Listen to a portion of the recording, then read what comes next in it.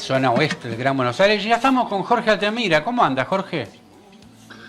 ¿Qué tal? ¿Cómo están ustedes? Muy bien, un día Bien, muy un poco de lindo. calor, Sí, un día un muy poco lindo. de calor, de poco de calor político y de temperatura. ¿Un El poco nada clima. más?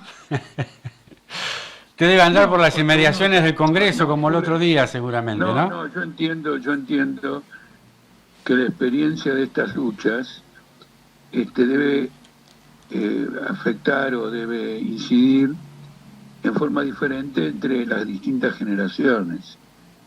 El despertar de la generación más joven, que ve lo que es una lucha, que participa, etcétera. Y naturalmente las generaciones mayores que han participado de luchas de todo tipo y considerablemente de mayor alcance histórico en los años, ¿no? En el país. Así que es una experiencia diversa para diferentes generaciones y diferentes modalidades de encarar la lucha.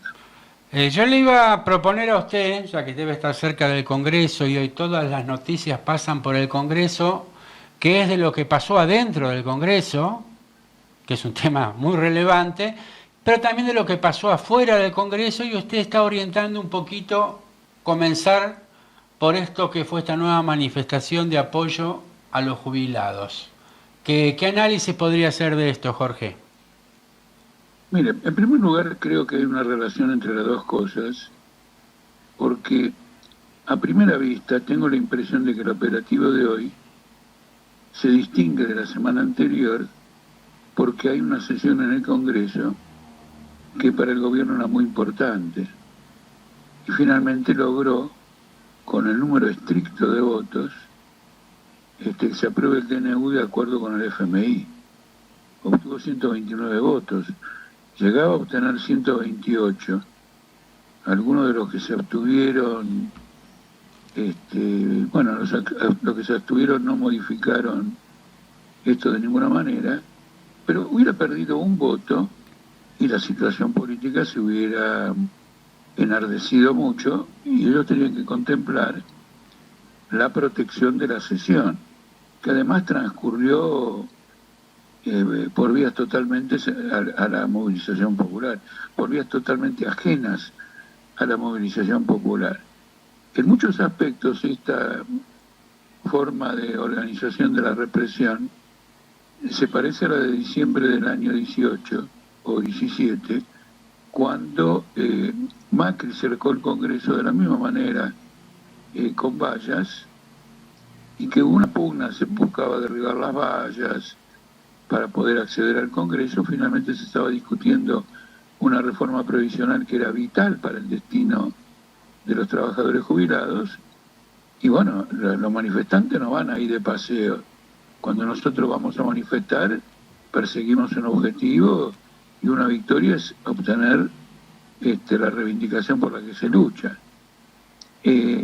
La policía hoy está ubicada en forma diferente, no ha ido a buscar todavía iniciar una represión, pero está en una posición represiva absolutamente descomunal.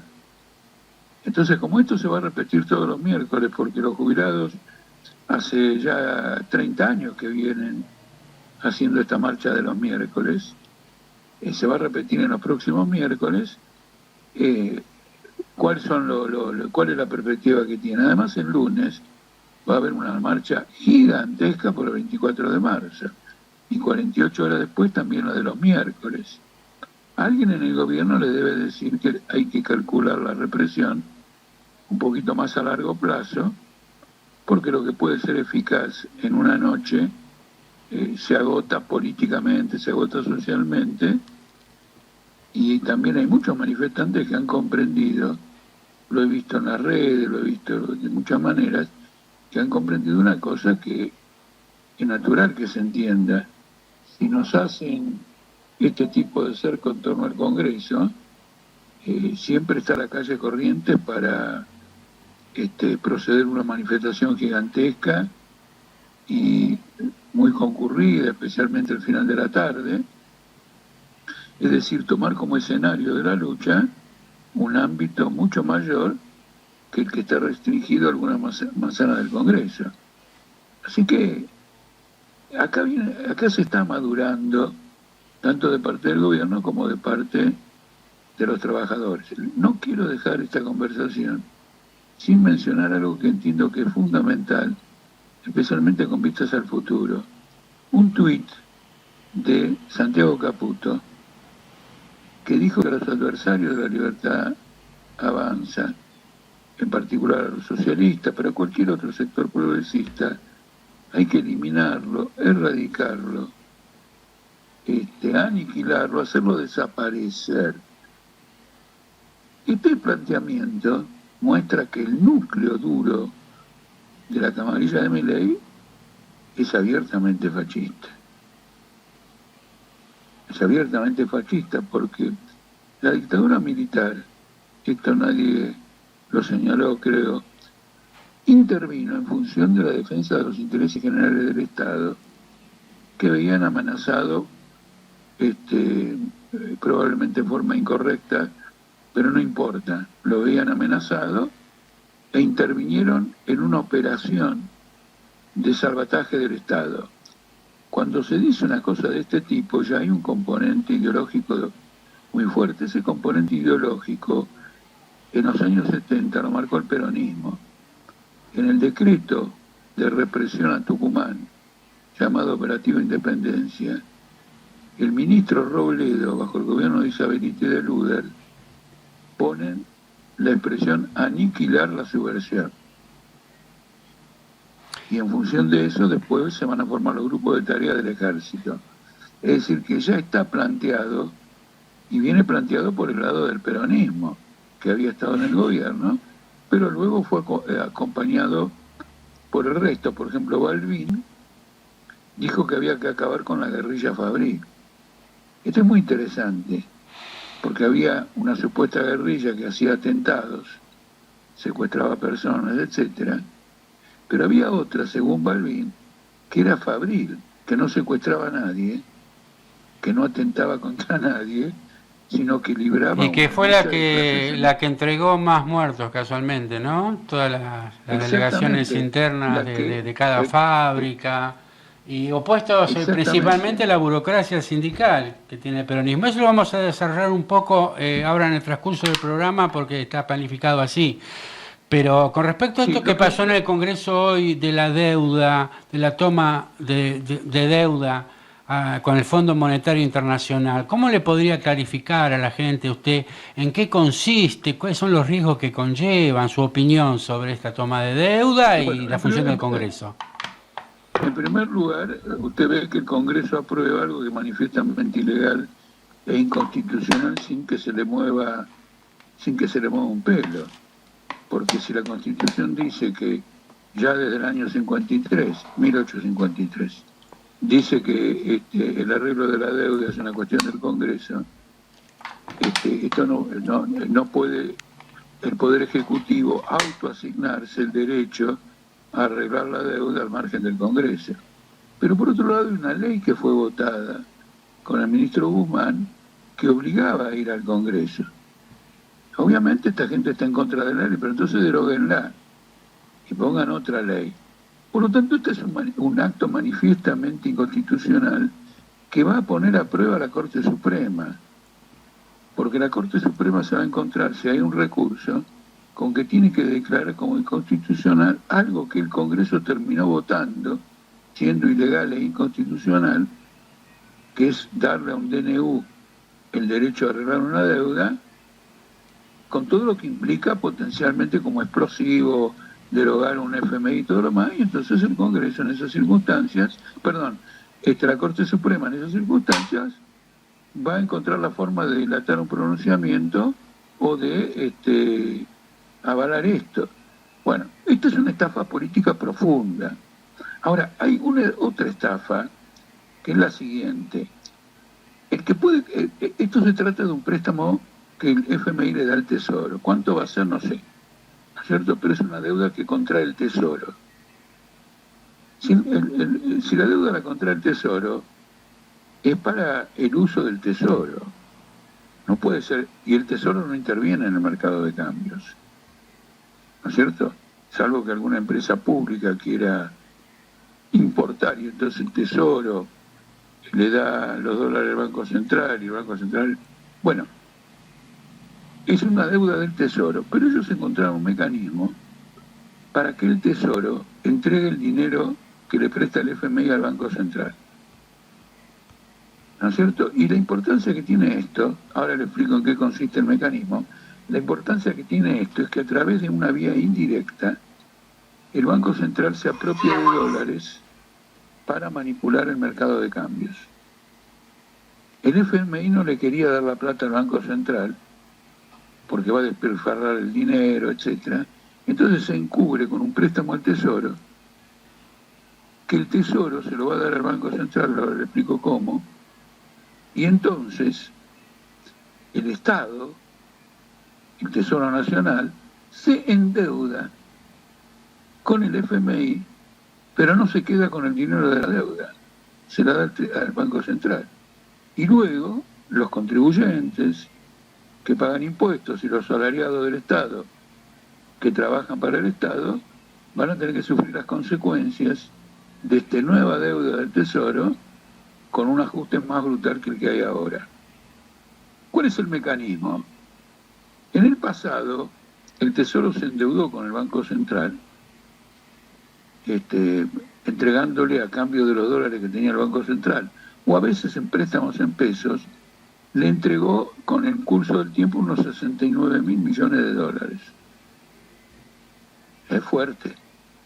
Y lo que le entregó al lo que le entregó el Tesoro al Banco Central se llaman letras intransferibles. Lo intransferibles es que quedan depositadas en el Banco Central, no pueden ser negociadas, nadie sabe cuánto valen, porque no importa que le haya dado tanto dinero al Banco Central al Tesoro por tantos títulos, lo que importa es que finalmente cuánto vale en el mercado. Ahora, ¿qué ocurre? Todo ese dinero que gastó el Tesoro fue lo que ha provocado una inflación descomunal. Y como consecuencia de eso, esos títulos han perdido valor. El gobierno dice que eran títulos que se entregaron por 69.000 millones de dólares, pero reconociendo lo que yo estoy diciendo, dice que en realidad esos 69.000 millones de dólares valen 23.000. Y aplica un procedimiento contable con el cual no coincido en absoluto, para decir que es 23.000, lo que es 69.000, y lo que yo digo ahora que no es nada, es cero, porque la inflación se comió todo ese dinero del Banco Central. Entonces se han inventado un recurso para que los contribuyentes se endeuden para darle dinero al Banco Central para que el Banco Central pueda manipular el dólar en el mercado de cambios. Si esto es el anuncio de una devaluación y le dan plata al Banco Central para que esa devaluación llegue a determinado nivel y más allá de eso pase a controlarla vendiendo dólares, o si es para que venda dólares ya y no haya ninguna devaluación, simplemente nos endeudamos para una operación de garantía del valor del dólar y del valor del peso frente a los acreedores del mercado doméstico que tienen en su poder títulos por el equivalente a 130.000 millones de dólares, con los extranjeros que tienen títulos en dólares por el equivalente a 80.000 millones de dólares, más el FMI, que son 45.000 más deuda con el Banco Interamericano y con el Banco Mundial. Otra cosa más, si me han podido seguir hasta acá. El Banco Mundial y el Banco Interamericano también se comprometen a prestarle al Estado. Ahora, la función del Banco Mundial y el Banco Interamericano es prestarle a los estados para que hagan obra pública. Y el gobierno ya dijo que ese dinero no lo va a aplicar a obra pública, sino que lo va a aplicar para mantener ficticiamente el valor del dólar y no perjudicar a los acreedores que tienen títulos en pesos en el mercado doméstico. Entonces, esta es una estafa fenomenal. Es una de las mayores de la historia argentina, si no directamente la mayor. rivaliza con lo que hicieron Cavallo y Sturzenegger bajo el gobierno de la Rúa, que endeudaron a la Argentina en pocos meses 60.000 millones de dólares y no sirvió para nada porque finalmente cayó la convertibilidad y todo lo demás. Cuando Kirchner va a renegociar la deuda, no le dice al pueblo, no le dice al público, que el 60% de esa deuda se había originado en esta estafa de Cavallo y Sturzenegger. Es decir, que es una deuda completamente ilegal. La preocupación de la gente hoy, Jorge, que yo veo en la calle, la incertidumbre es de qué es lo que va a pasar con el dólar, si va a haber una nueva devaluación, porque eso es lo que yo escucho hablando con la gente común, ¿no? Sin embargo, hoy el dólar blue ya llegó a los 1.300, se desplomaron acciones y bonos. ¿Esto qué ocurrió? ¿Serían indicadores de qué situación que puede llegar a venir con respecto a este tema? Mire, de una situación que el país vivió, si la tomamos estrictamente bajo Martínez de Oz. Yo escribí un artículo al respecto y señalé una cantidad de cosas. El dólar estaba como en la época de Martínez de Oz, estaba demasiado barato.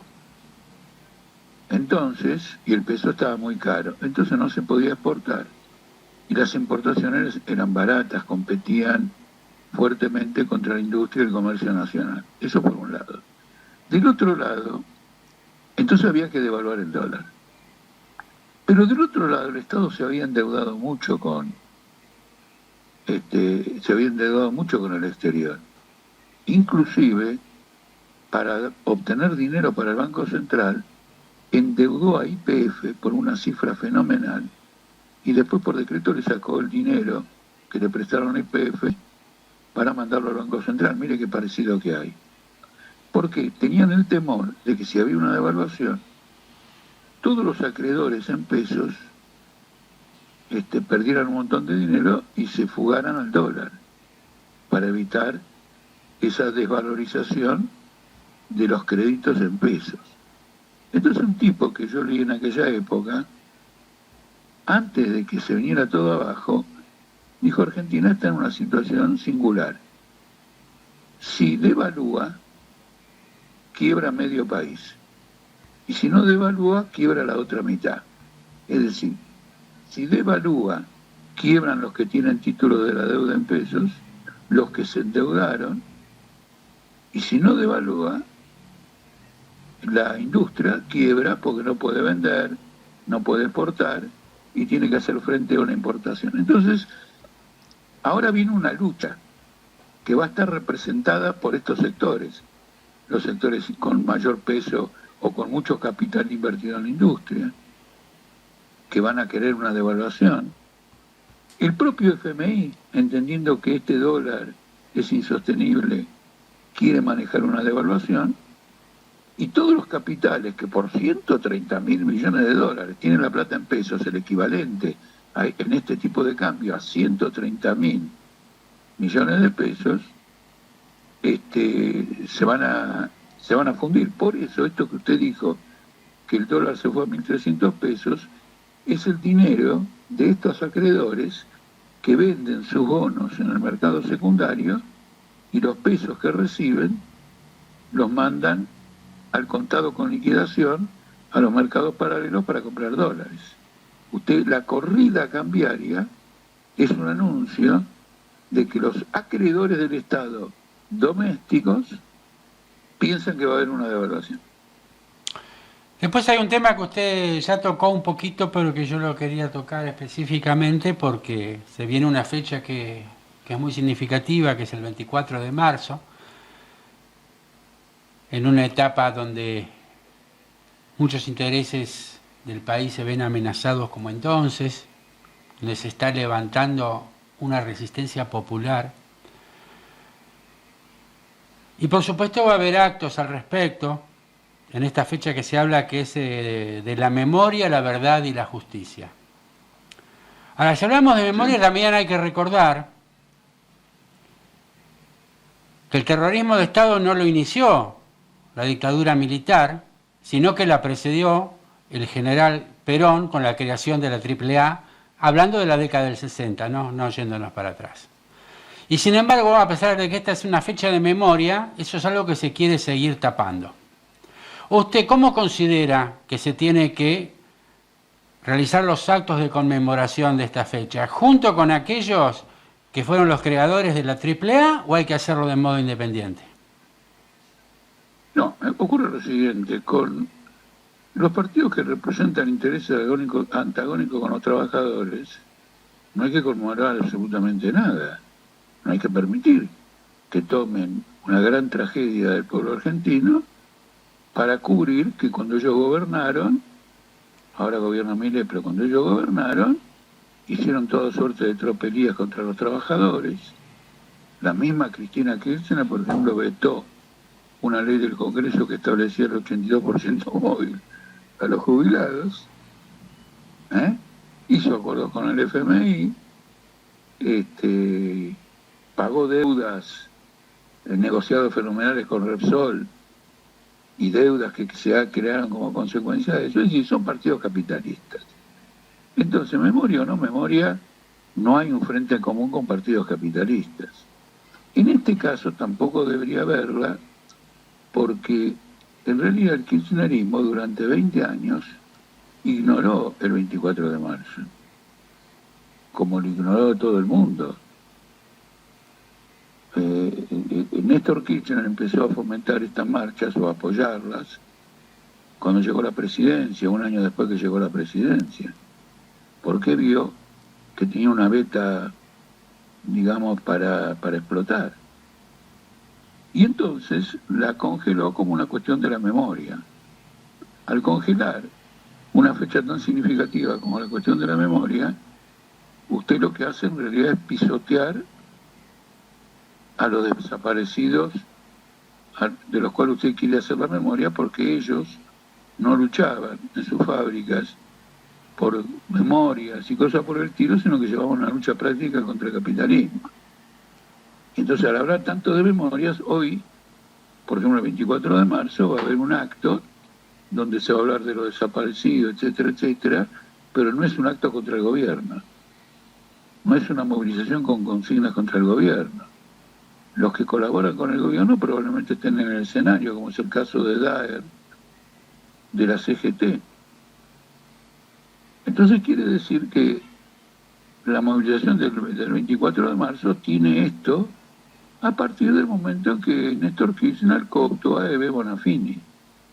Porque antes, en los 20 años anteriores, las movilizaciones del 24 de marzo eran encabezadas por la madre de Plaza de Mayo, y de los partidos políticos tradicionales no había nadie. Nadie. Y ella era enemiga de todos los partidos tradicionales, e incluso era enemiga de cualquier partido, porque consideraba que no tenía que haber ningún partido. Y lo dijo infinitas veces. Y una vez que la cooptó el kirchnerismo, pasó a ser de puente de una confiscación política del 24 de marzo por parte del kirchnerismo. En esta ocasión, la manifestación deberá ser de franca lucha política por el gobierno, porque el tuit que yo le dije de Santiago Caputo es un tuit que anuncia las futuras AAA. Porque si hay que aniquilar, desaparecer, eliminar y destruir al socialismo, el método adecuado para eso es el método del fascismo y el método de las AAA. Entonces hay que combatir a este gobierno abiertamente con una marcha que proclame objetivos políticos para terminar por el gobierno. Por ejemplo, la preparación de una huelga general. Ahora, si usted tiene la burocracia de la CGT, que es kirchnerista, que colabora con el gobierno y firma convenio colectivo de miseria, difícilmente la marcha va a estar presidida con esas consignas. Mucha gente que va a ir a la marcha y que adhiera a todo esto, va a ir con consignas políticas, pero la dirección de la marcha, la orientación de la marcha es contraria a los que participan. Y como ocurre tantas veces en la política con el pueblo pueblo no lo advierte, o a veces lo advierte, pero no encuentra otra alternativa, porque no va a dejar de celebrar el 24 de marzo. Nosotros hemos sacado una declaración el día de hoy donde ponemos como objetivo político del 24 de marzo la organización de una huelga general. Y ponemos el 24 de marzo en una tradición, en una corriente bastante singular. Nosotros decimos ahora que esto es la continuación, que tiene que ser la continuación de las ocupaciones de facultades por los estudiantes, de la inmensa marcha del 1 de febrero, convocada por las disidencias de género, con la bandera diciendo abajo el fascismo. El FITU, yo creo que hasta último momento estaba tratando de que se hiciera una marcha conjunta y que lo único que habían logrado que se hiciera una declaración, digamos, recordatoria por la muerte de Mariano Ferreira, pero que hasta último momento, que hasta ahora no se sabe si va a ser una marcha conjunta, van a tener su marcha aparte. ¿Cómo viene el tema para ese militante o ese simpatizante que quiere participar, Jorge? No, los simpatizantes nosotros los invitamos a que vengan a nuestra columna. Nosotros vamos a formar una columna y vamos a marchar, y luego, en determinado momento de la marcha, en un momento que elijamos, según las circunstancias, vamos a hacer un acto. No vamos a ir al acto a escuchar la declaración de los kirchneristas. Vamos a difundir nuestra declaración entre la multitud, etc. El FITU de esta experiencia no sale más. El kirchnerismo no quiso hacer ningún acuerdo con el FITU. Y el FITU estuvo un mes tratando de hacer un frente político con el kirchnerismo, porque querían sacar una declaración política. Es decir, querían conciliar el punto de vista del socialismo con el punto de vista del nacionalismo, o digamos de, como quiera llamarlo, burgués, patronal, defensor de Aluar, de Techín, etcétera, no de los obreros de Techín, de los obreros de Asindar. Querían firmar un frente político, una declaración. Querían estar en la tribuna. Sí, eso es la expresión más desembosada de la colaboración política de clases con el enemigo de la clase trabajadora. Y de eso no se vuelve, porque seguramente ahora harán alguna marcha especial propia y reivindicarán que es una marcha independiente, ¿no es cierto? Pero es una marcha independiente por default. ¿Me explico? Es una marcha, ¿por qué? Porque la burguesía le dijo que no. Y la burguesía le dice que no, porque no quiere incomodar a Daer, y también porque probablemente Cristina, pero más claramente Kicillof, están buscando el camino para hacer lo que Lula hizo en Brasil, que es armar un gran frente con la derecha, que fue la que derrocó a Dilma Rousseff y lo llevó a él a la cárcel, con el argumento de derrotar a Bolsonaro, visto que el PT, por su cobardía política, se había transformado en un cero a la izquierda. También la semana pasada hubo declaraciones de altos dirigentes del FITU que estaban muy enojados con Grabois, porque parece que Grabois no fue muy generoso en algunas declaraciones que hizo ella. Pero eso, ¿por qué pasa? ¿Por coquetear? ¿Por no poner las cosas firmes? ¿O son simplemente traiciones que vienen de otros dirigentes de otros partidos? No, Grabois es uno de los personajes que hay que mirar, porque es una estratega de esta política de un frente con la derecha. Grabois hizo declaraciones muy importantes contra los docentes, diciendo que la huelga de los docentes tiene el único propósito de perjudicar a los niños. Grabois es un hombre de la derecha y está acompañando lo que es el último rescate del kirchnerismo, de ver si puede hacer un frente muy grande, pero no para el 25, para el 27, con una fracción de partidos políticos que se aleja más o menos del gobierno, como ocurrió en Brasil, ¿no es cierto? Porque finalmente en Brasil Bolsonaro fue una sorpresa. la derecha volteó al gobierno de Dilma Rousseff para llegar él ya al gobierno en las elecciones. Y después descubrió cuando fue a las elecciones que un tipo que venía corriendo por afuera le ganaba en las encuestas. Y entonces se aterrorizó. En cambio los militares vieron la oportunidad de tener un candidato de ellos, y es así que cuando ganó Bolsonaro, ellos coparon el gobierno de Bolsonaro. Yo sobre esto escribí una barbaridad del copamiento de los militares, dónde se reunían, todo lo que pasaba, el papel de los militares brasileños Bolsonaro en el golpe que derrocó a Evo Morales en Bolivia.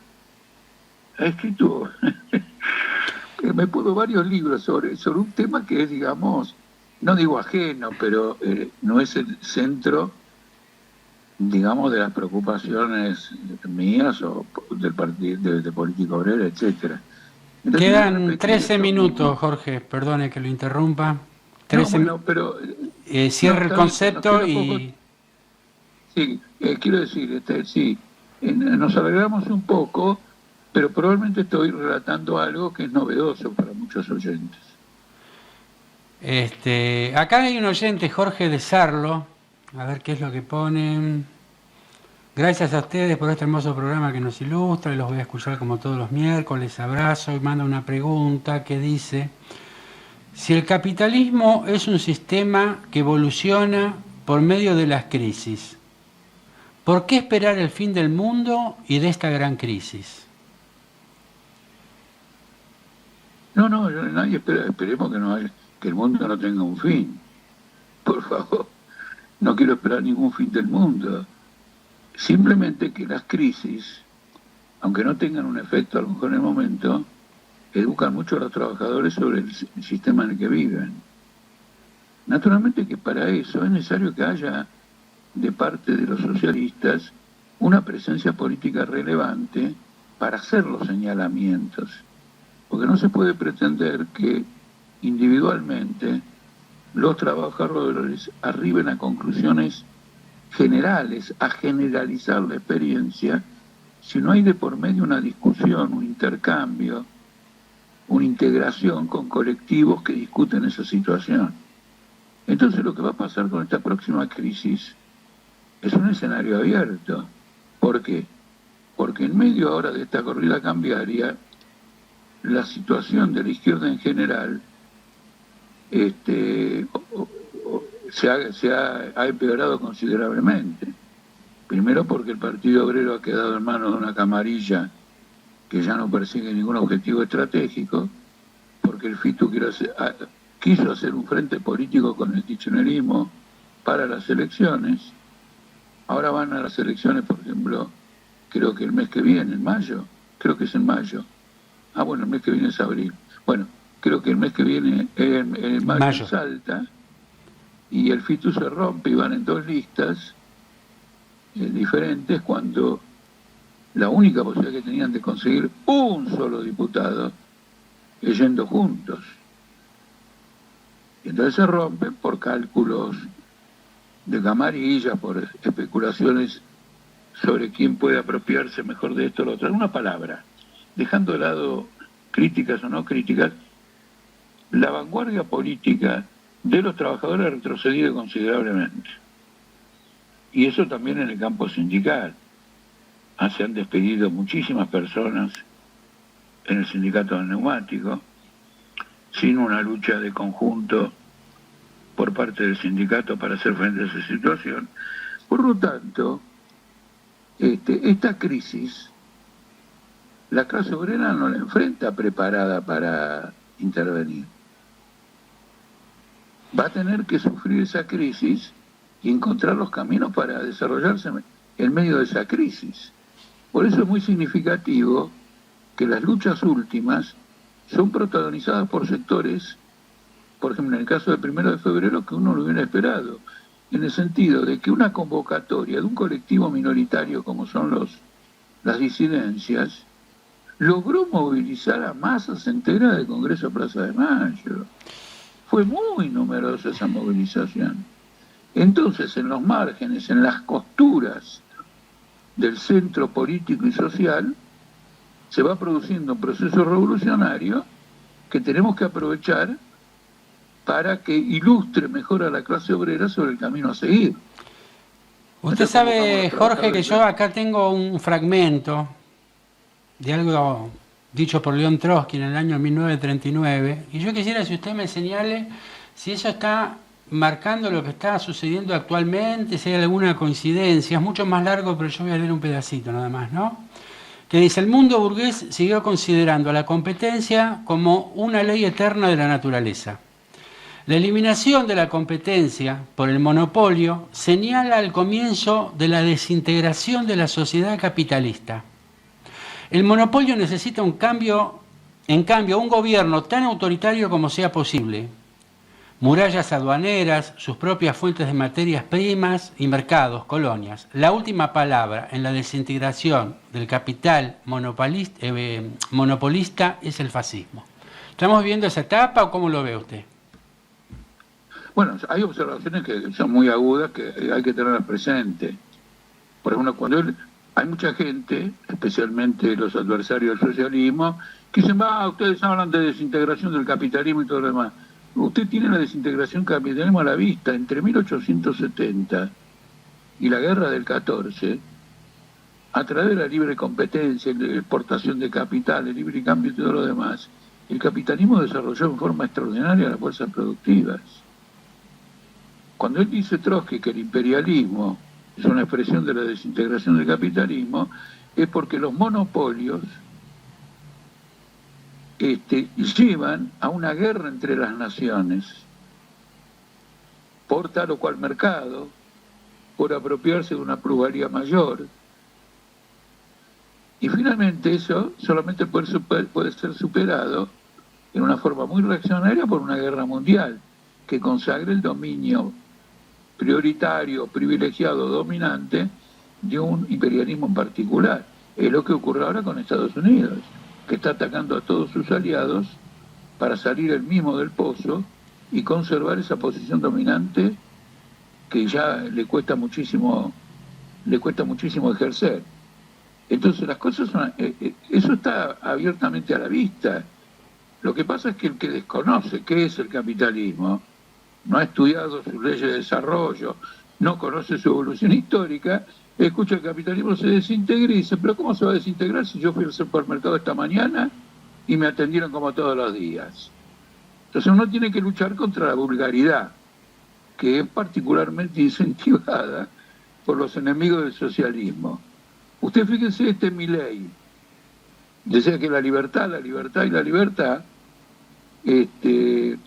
está instaurando, tanto él como Trump, en su momento lo hizo Bolsonaro, está instaurando un régimen de excepción, donde el poder está concentrado en un individuo que a fuerza de decretos, resoluciones con protocolos de represión, y hasta ahora una negociación internacional tan importante con el FBI, la asume como propia sin importarle un bledo.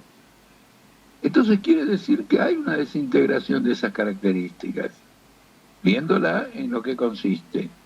Ahora, el salto histórico que hay que dar es en cierto modo tan profundo que la preparación de las masas, de los trabajadores, de la humanidad, se va a lograr a través de distintas experiencias, se va a lograr a través de experiencias muy profundas.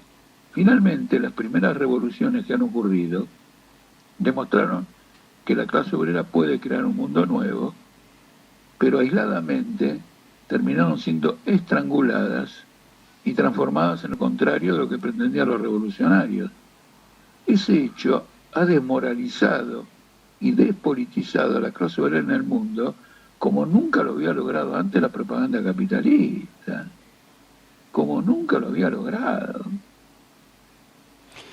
Quedan 5 minutitos. Entonces, a ver, 5 minutos que usted pueda hacer su comentario sobre esto, que es un hecho bastante importante, que fue que Israel rompió la tregua, otra vez un ataque, creo que como 400 muertos, mujeres, niños. Y ellos argumentan que es porque el grupo islamista no liberó a los rehenes restantes. ¿Hay algo de cierto en esto? ¿Qué hay atrás de este nuevo ataque? No hay nada, porque pasó lo siguiente, llegaron a un acuerdo de ir liberando rehenes contra la liberación de detenidos palestinos en tandas.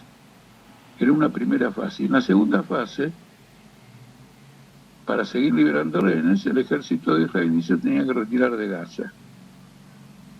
Bueno, siempre se pensó que Netanyahu no iba a cumplir con esa segunda fase. Siempre. Y cuando llegó la segunda fase, le dijo, sigan liberando rehenes, pero que nosotros no nos vamos. Entonces están incumpliendo. Sin embargo, jamás, viendo que esta gente iba a atacarlos y qué sé yo, no respondió a los ataques y liberó todavía uno más. Pero Netanyahu ha declarado que va a seguir esta guerra hasta el final en esta operación de limpieza étnica. Lo más llamativo es que esto fue discutido, según nada menos que la agencia rusa de información, que acá son menos sospechosas, por lo que voy a decir, y no más sospechosas, discutieron la situación en el Medio Oriente